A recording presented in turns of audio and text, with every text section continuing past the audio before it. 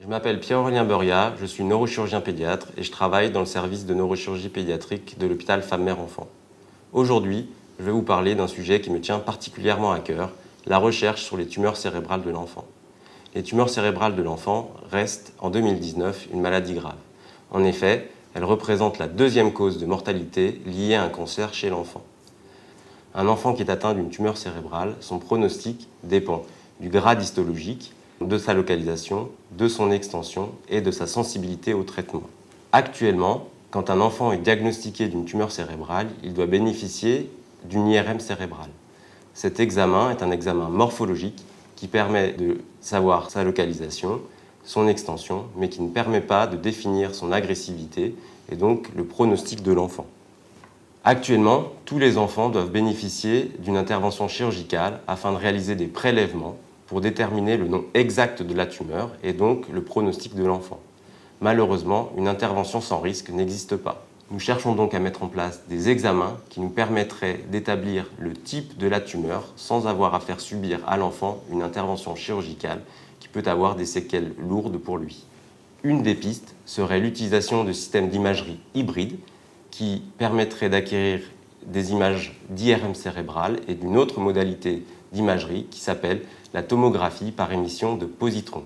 La TEP est un examen connu qui permet de connaître le métabolisme propre de la tumeur. L'acquisition simultanée d'imagerie TEP et IRM est rendue possible maintenant grâce aux évolutions technologiques.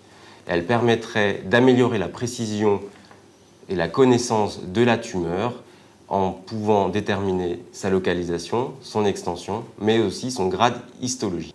Le principe de l'examen est simple. En un seul examen, on peut acquérir à la fois des images d'IRM et des images TEP. Ensuite, les images seront fusionnées entre elles. Pour l'enfant, c'est un avantage phénoménal parce qu'il n'a à subir qu'un seul examen.